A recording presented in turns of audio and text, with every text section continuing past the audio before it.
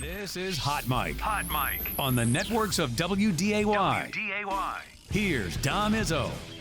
I think just like Dom's outfit, they're not always pretty. Sometimes they're really ugly. But Just been all over Amazon and just about every site looking for these mustard pants. My wife will tell you she wants to burn mine. People actually listen to your show. They watch. They I watch told it. you, yeah. play defense in that first half like Dom transitions to you after the game. It's way too long, way too lazy. But You got all these answers. I'm going to bring you over and have you do our non-conference schedule. I'd love to. I'd love to go to Grand Canyon, I would man. love. Hey, well, you're you doing can that come with. game. That's not the thing. I love when you're on Dom. You're so transparent. And I'm like, so two things are happening. That one, people are watching your show, Yes, listening. yes. Right? That Yep. caught me a little off guard. I'm just being honest. And you got to see it in person. What do you think? Is that all right? We got to add a couple from this past year into there. That's so. part of the reason. Like you asked me if I wanted to put the headphones on or not. I never get to hear it. Yes. All I get to see is My you. reaction to Yes, it? you smiling and doing all that stuff and laughing and Man. it's good that we have this wonderful relationship where we can just banter back and forth. Hey, by the way, the steak and eggs that you got for me this morning it's really nice touch. Everybody else I watch, you got a mimosa, you got all these things, and I come in here and just absolutely nothing.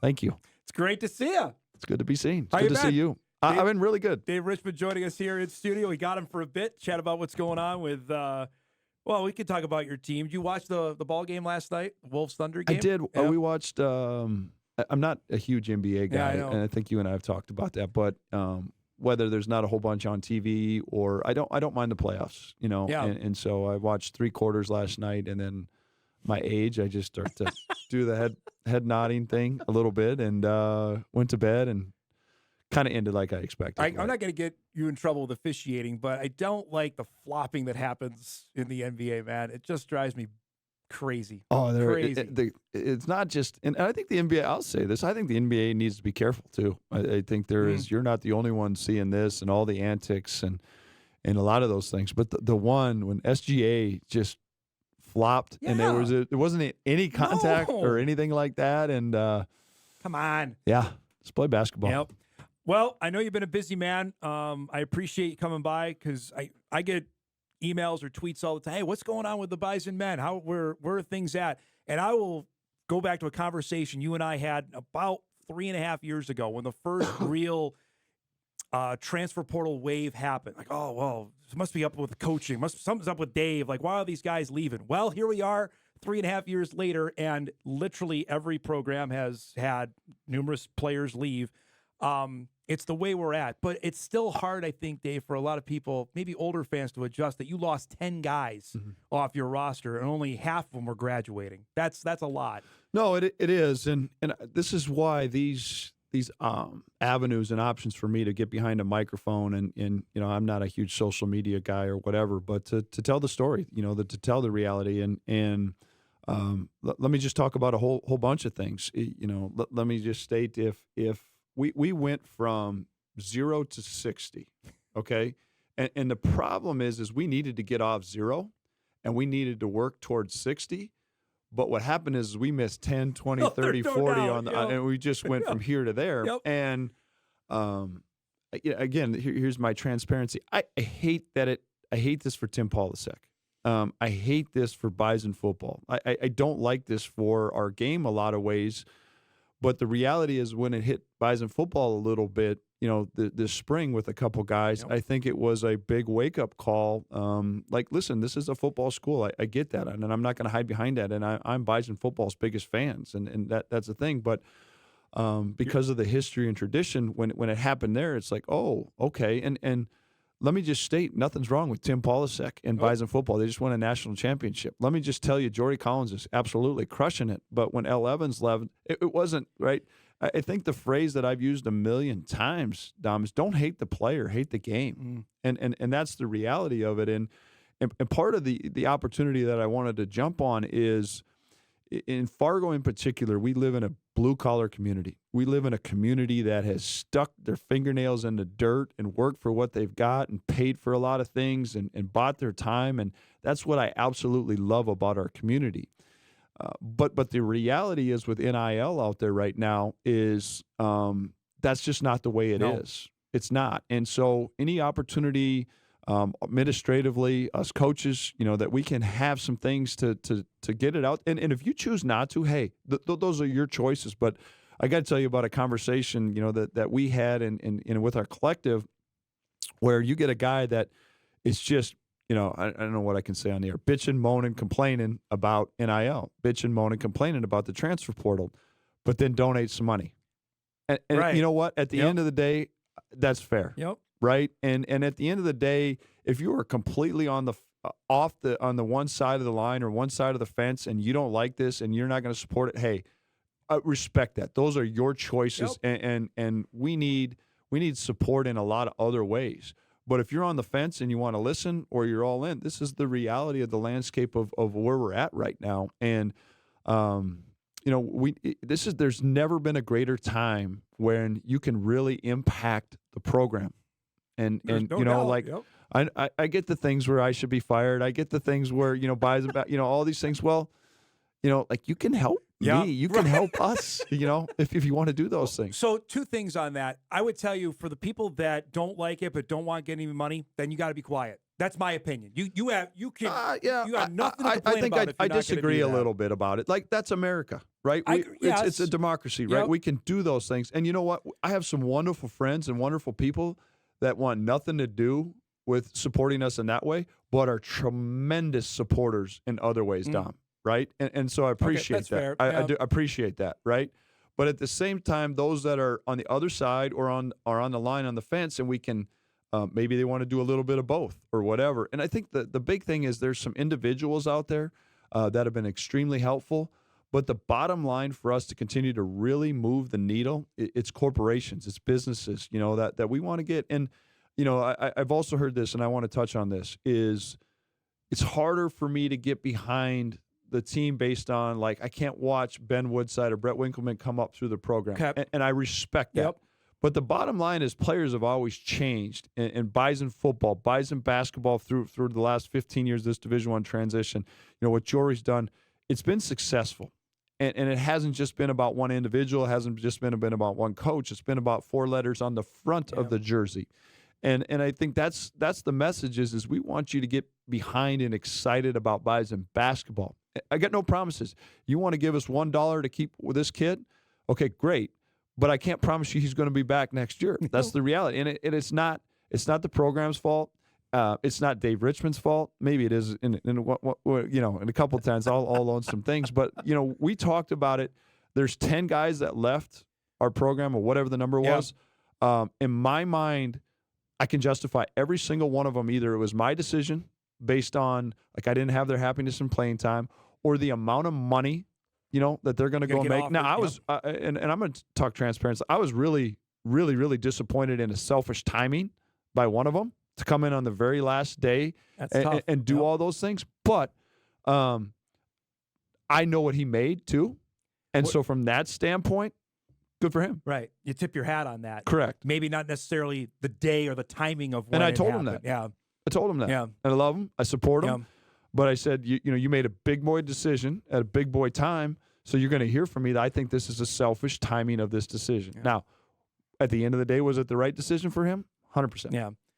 The one other thing you said, about it hit home for people with football, and I said it on the show, like, and this, I'm not saying this because you're here. Well, Dave's been doing this for 3 years. Yeah. And this has been reality for what you've had for the last 3 seasons. And that's that again. Like Dom, I really appreciate that because I'm very convicted. My faith is teaching me.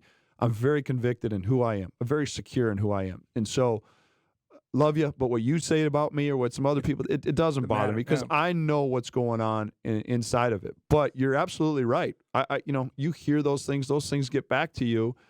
And I absolutely hate it for Tim. I absolutely hate it for Bison football. But I think now that it's happening across the board, what's happening, and I'm not just speaking to Dave or NDSU men's, but what's happening to men's basketball the last 3 years, now it's a little bit more present and relevant maybe here in Fargo.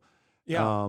And that's just the bottom line. The question I get often on this show or about like, Well, are the numbers real? The numbers that are getting offered. Can you comment on that about what players are getting offered right now? Yeah, no, that's fair. Are the numbers real? Do they actually get paid at that? I know, like you and I were just talking off air. There's a lot of discussions now with agents, and agents are agents, right? They're shakes, they're snarks, they're sharks. They're going to play the game a little bit, and so I don't know. I don't know for fact, right? Because there's no contract with this stuff. There's some. There's with contracts with the agent and the player, but not with the school. That's not out there yet, or is it? No, that's out there. Now? But now I also don't know how binding they. I guess any that's, of okay, those that's things. I shouldn't say that. They're probably binding for the player to get paid. I don't know what the repercussions are. The school, Yes, yeah. So, and you have seen instances like that where someone signs this spring and you hear it done, and all of a sudden now they're at a different place. Yeah. Right? There's one of those local. Yep. Yeah.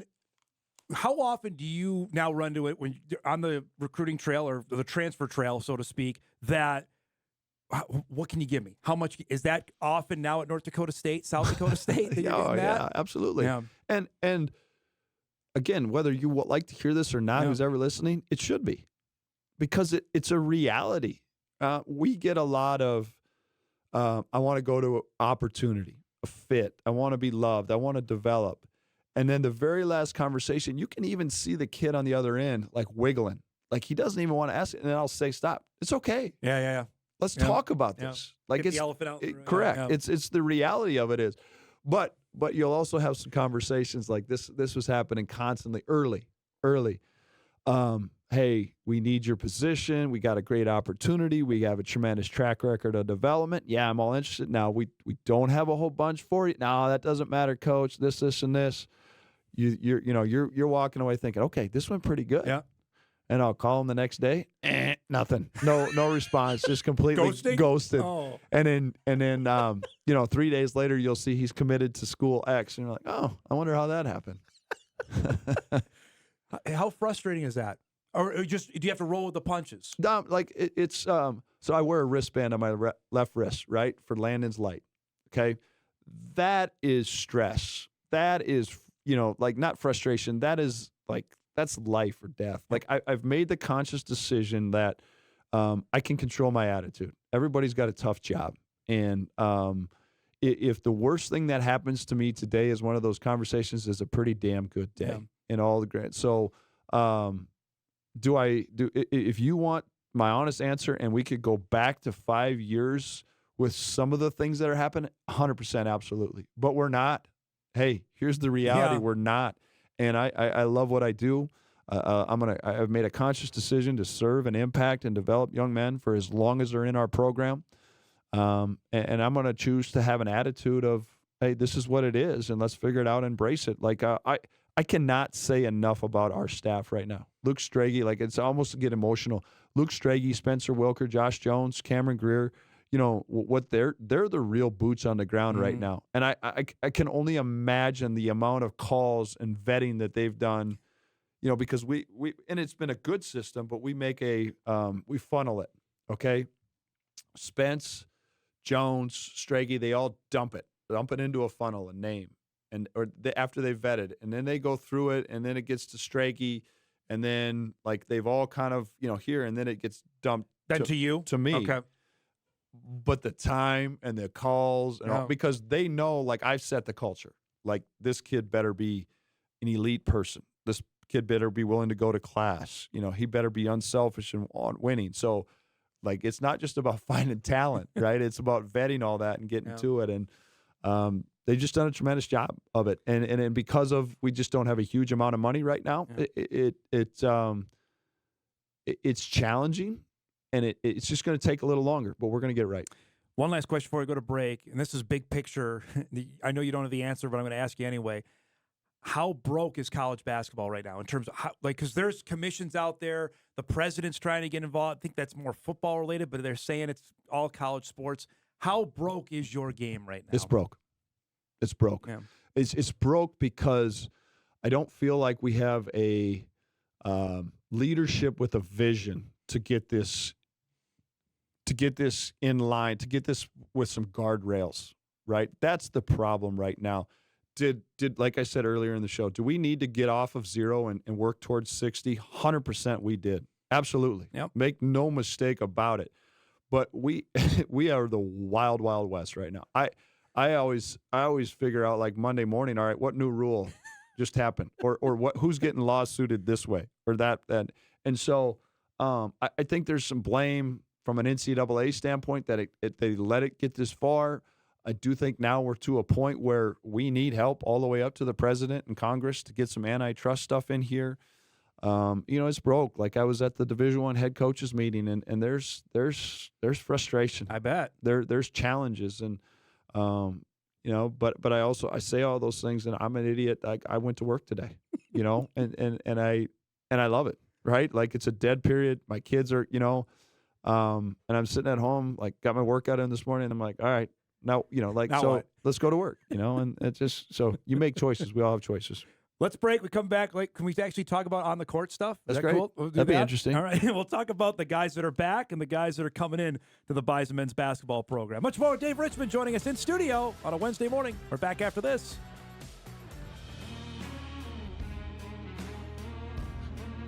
Welcome back, everybody. Dave Richman joining us here in studio, NDSU men's basketball head coach. We got him here for, well, as long as he can tolerate me, which we're at 20 minutes now. That's pretty good. Did you break the headphones here?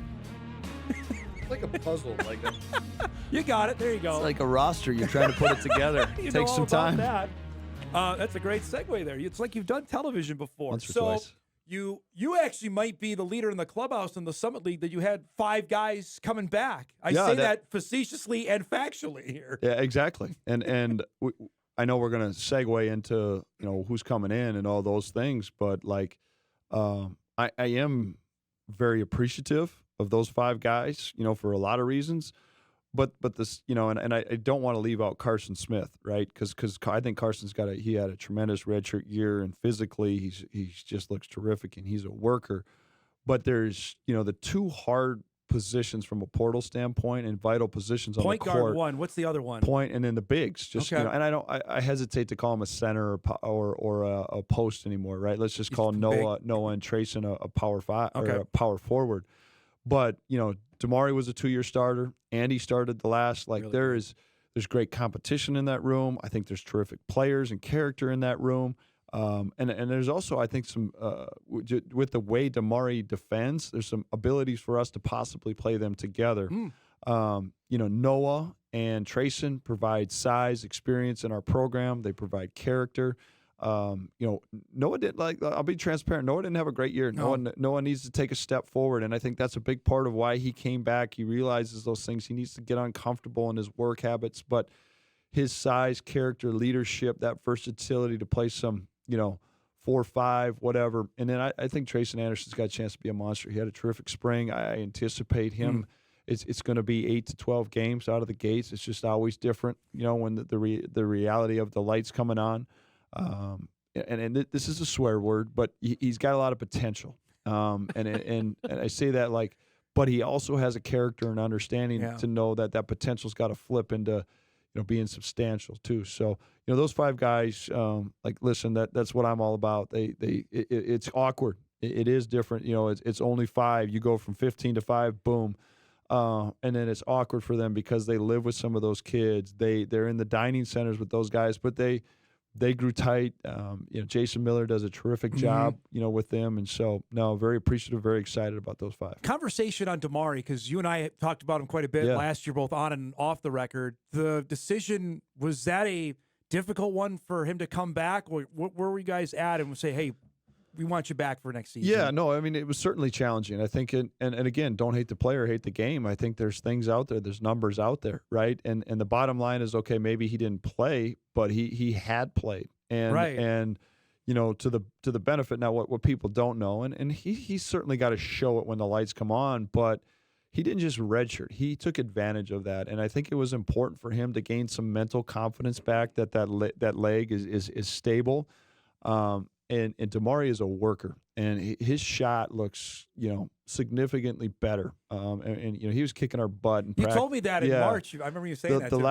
I would say the last, month, 6 weeks, he's really, when he got healthy, he was kicking our butt a little bit. And so, we laid out a plan for him, right? And at the end of the day, that's all I can do. I want to support his happiness. I do think the thing that, our program has a track record of taking the right people and developing them. And so sometimes, and our message is maybe a short term for a long term, right? Like Jakari. Like every spring, the last 2 springs, we've had some challenging conversations. I said, but let those roots go deeper, be present, and then great things will happen. Boom. And that definitely worked right. out. And that's the case too. And you've seen 2 of our former guys. One's an NBA combine. One's a G League, G League elite camp. I think I'm saying that right. Combine. So those things are facts about our program. And I heard this from an agent too this offseason. Is from the Jackson stuff is winning matters. And I've been here for 11 years, just under 20 wins over those 11. And so our program is attractive to agents and scouts and professional teams because they need to win too. Moni got a shot at the next level from what you've been told? Yeah, I do. I think it's going to take some time. We've heard some noise a little bit about maybe some two-way stuff. Jackson's got great size. He's got tremendous character. He's got an elite skill set. Yeah. The athleticism is okay. And I think what the biggest thing where I don't know, he can change that a little bit, but just, changing his body around, getting a little bit stronger. That's the thing is Jackson made huge strides, with us was he cleaned up his body and gained that confidence at Division I.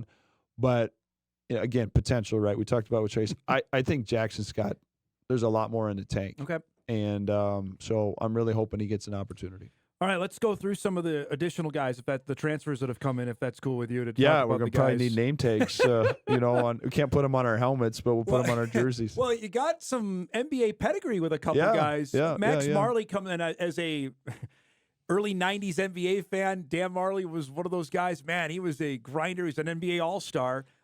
His son Max is coming here that played for a couple years at Central Michigan, spent the last year at Pima Community College. And I know you were looking at another player at the junior college tournament when Max got on the radar. Yeah, it's exactly how it happened. Josh Jones had done a terrific job with Travion Carson, down at DMAC, and it had been, I'd had a chance to go down there and see him and visit with him, and done those things, and so we were all in on Trey, and so we went down to Danville and we're watching some games, and Pima was playing before, and you see, Dan Marley's kid's going to play. Yeah, okay. And then you start to watch, Pima had a great year, and you start to watch Max play, and we wanted somebody that could, kind of fill that. And I'm not saying, but you look at, I'm always watching the Summit League, and Jared Samuelson, Charlie Easley, Tony Osborne, those type of guys that, maybe they're not the first surface level Division I player you see, but they're highly competitive. Yeah, they shoot it. They're tough. They're winners. And watch Max play, and you're like, oh yeah, it's pretty good. But you're trying to okay, you don't want to just fall in love with the last name. Yep. Like they got to be able to play. And the biggest thing I can give Max credit for is he played the right way. And some of the times that Danville stuff is there's a bunch of coaches there, and it's like AAU basketball where you've played a certain way all season to get to this point, and now you change to try to impress, and you look like crap. And Max just played the right way. Yeah. He shoots it. Yeah. He's bouncy, and the other thing, he's fearless. Like he just throws his body around. And listen, I get the Thunder Dan thing, and Dan Marley was great. Tina was great, but I want this loud and clear. I'm excited about Max Marley. Right, and very, very excited about Max. You mentioned Travion Carson, who you were there to watch as well, comes out from a really good junior college program that people around the area know in DMAC. Yeah, he won. He won state championships in high school. He took his team to the national tournament at DMAC. And I don't say this as a knock, but I wouldn't say Trey does anything maybe elite, but he does everything extremely well. He passes it, he shoots it, he defends, he can rebound a little bit. That was one thing, we were elite offensively this year, but very disappointed. And we weren't atrocious, nationally. Not NDSU defense. Correct. We didn't defend, and in particular, we didn't rebound the way. And so that we did make a conscious effort to get a little bit bigger on the wing and have those things. And I really like the fact that Trey and Max can pass it. They're fearless. They're going to rebound. And they're coming from winning programs, and I think our staff has done a tremendous job of making a conscious effort again of getting guys coming from winning programs. We had Tay Smith on the show last week or a couple weeks ago, coming from Lenore Ryan. He's an older guy who's got a year of eligibility to go out and play. And again, we were visiting off air about this, that the way that Summit League schools are going are not necessarily getting drop-down guys. They're getting guys from the Division II ranks or the JUCO ranks to fill out their rosters, and Tay Smith is another guy who can do that. I tell you what, you get them how you get them. Yeah, right.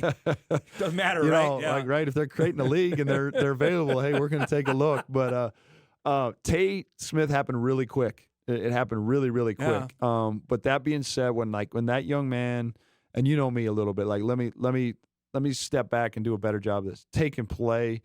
Watch the end of games and the big shots that he's taken and making. Again, coming from a Division II team that made the really national tournament and those things. But like Tay is, and I've started to say this, and I'm going to say it louder. Lucas Supke had an impact on the court for us. He had a tremendous impact on our young guys in our locker room. He became a captain within the summer months and played a game. Yeah. Tay has got this great student, a really good looking kid. He's just got a maturity to him.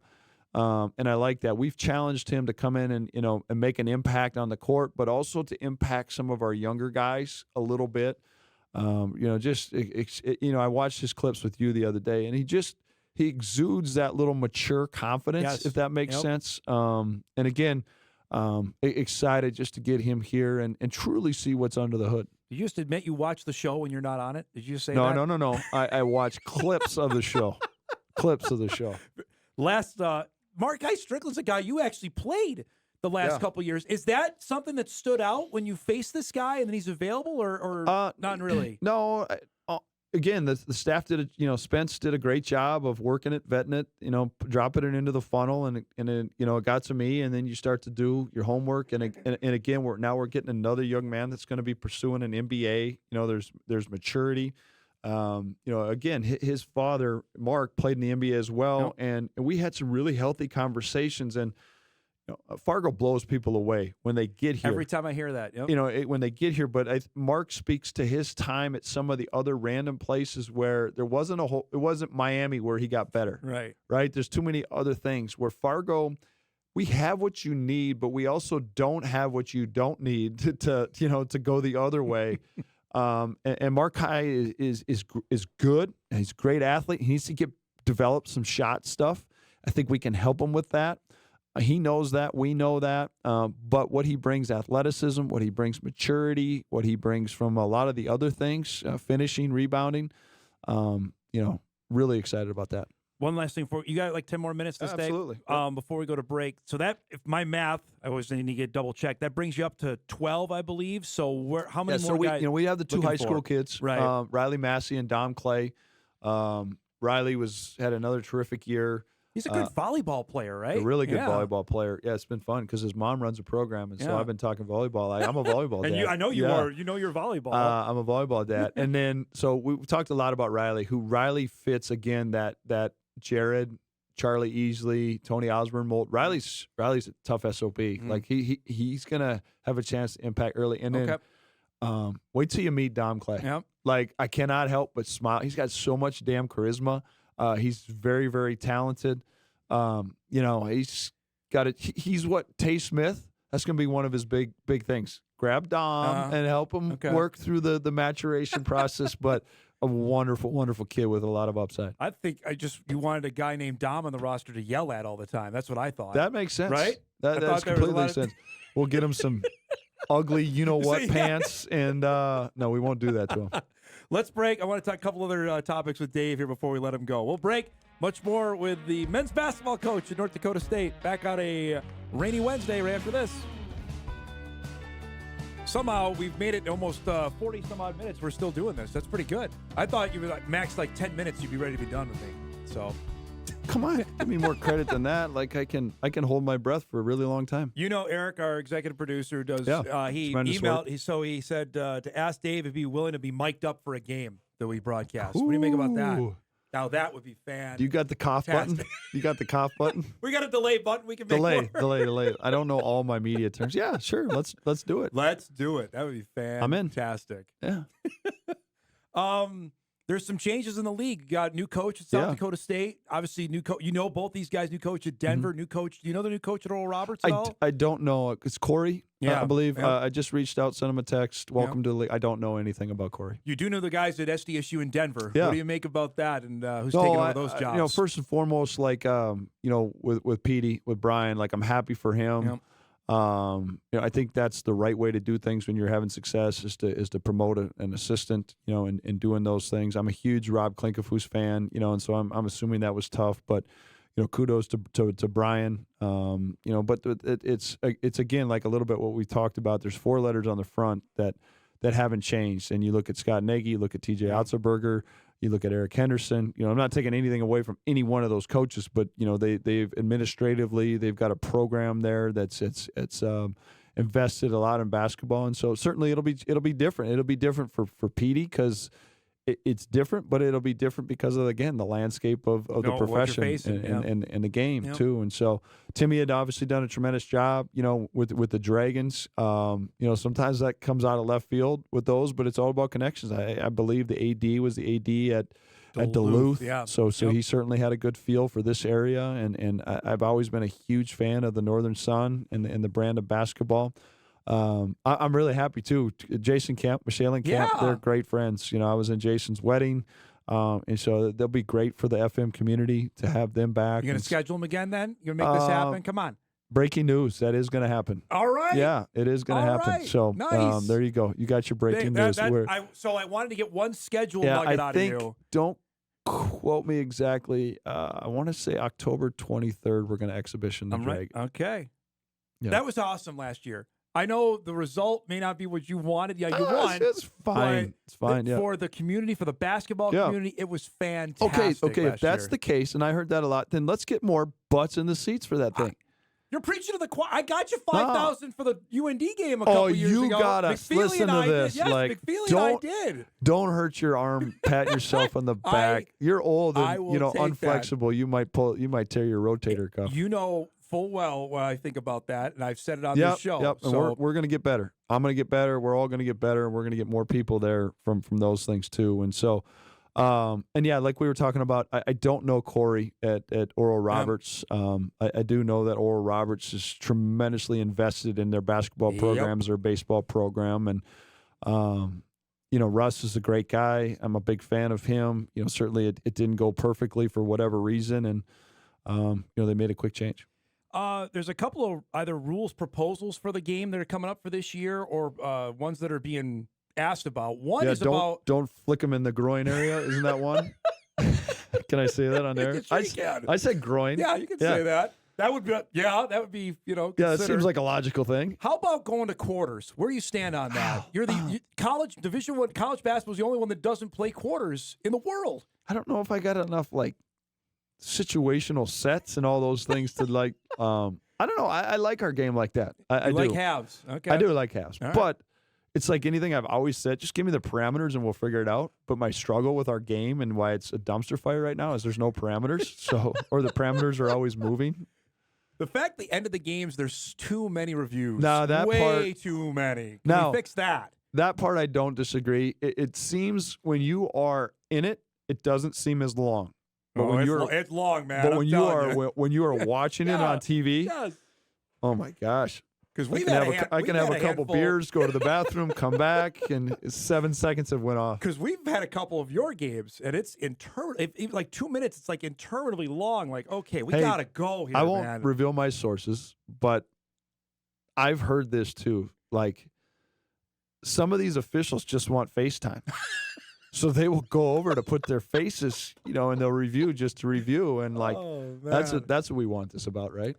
Yeah, clearly. Yeah. On that, what is the off-season schedule now? Here, you mentioned you still got a couple guys you're looking to add, but we're at almost the end of May. So, what for people that don't know, when do you get the guys back, and what's the summer months look like? Great question. Like I had to just get my staff away. We had a recruit on campus yesterday, and then today I believe all the way through June 1 is a dead period. So we cannot have any prospects on campus, Okay. and we cannot be off campus. Now, we can make calls and we can do That was those my next things. question. Can you contact them? we though? can, Okay. and they can contact us. Okay. Jory women, they have a complete shutdown period where they're not allowed to do any recruiting, calls, texts, anything like that. We don't have that. We just have the dead periods where nobody off campus, nobody on campus. And so that's going to be good. Like we still have a couple scholarships, and I think we're in a really good place with our roster. I'm excited. We could play a game. We could be very competitive. I do think it's an opportunity right now that there's some good pieces out there that for whatever reason and our I'd like to get one more maybe here early. And when I say early, like before we bring our guys back to campus, June 7th or 8th. Okay. And then also just have one, what we talked a lot about with the staff, and they've done a good job of challenging me is let's just not get this done. Let's get it done right and not settle. Let's make sure this fits a Bison. Let's fit this. So still vetting those processes, and there's still good options out there. I know you talked about the football coach. Like, Yeah. I'm not. Like somebody's trash might be somebody else's treasure, right? And I know some guys have gone for a lot of money that I wouldn't be interested in. That's just the reality of it. And so, but we'll work to bring our guys back that 7th, 8th weekend of June. I'm going to give them a little bit of a different summer. We're going to go hard for 3 weeks. Okay. Give them 2 weeks off around the 4th, and then come back for 4 weeks and go hard again. So 7 total weeks over the summer. We'll have some camps picking up. Want to plug those as well. Our guys, in particular, our youth camps are so much fun. Our guys do a terrific job for those things. And then a couple weeks off, and then it'll be school starting Then it's in time to go. August. Yeah, Right. I'm going fishing this weekend. Nice. Where are you heading? Jory and I are going with Michael. He Michael loves to fish. Tweed. Oh, Tweet loves that and too. That's and awesome. we just the four of us have. I can't tell you where we're going. Okay, I can't give it away. Yeah, No, yeah. top secret, high level. But I shouldn't have said that. We don't go fishing. We go catching.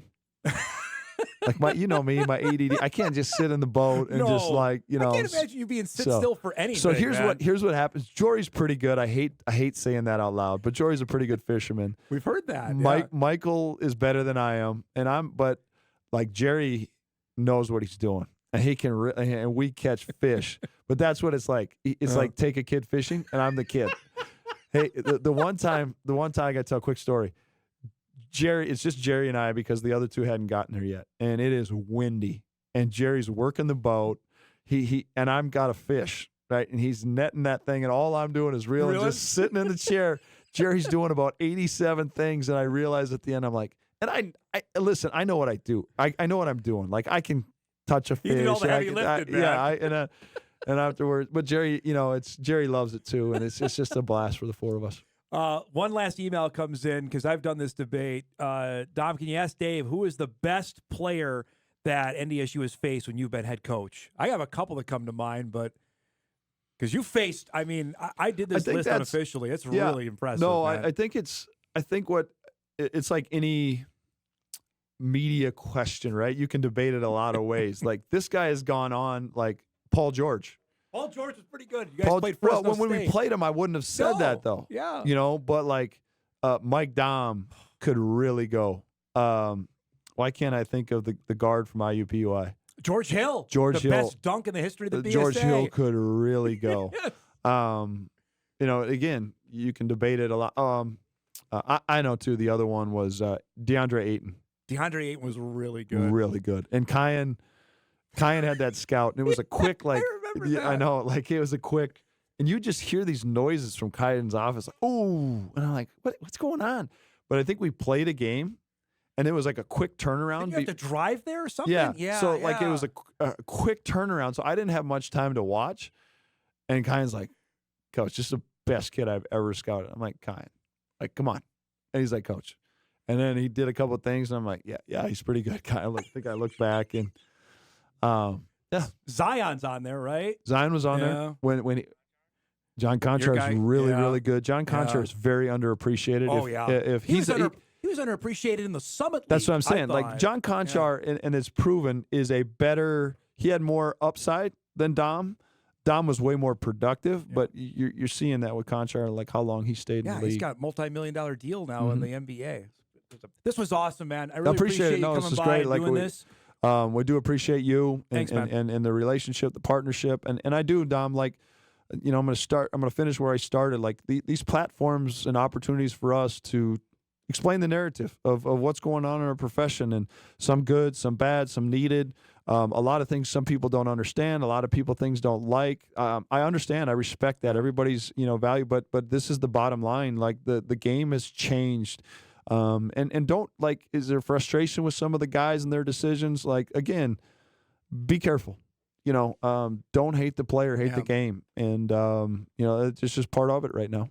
Great to see you, bud. Have a great summer. We'll do this again as we get closer to the start of the season. Let's all right? do it. Appreciate you guys. Dave Richman, NDSU men's basketball head coach, joining us here in studio. We'll take our final break. We come back. We'll wrap things up on a Wednesday. Back after this.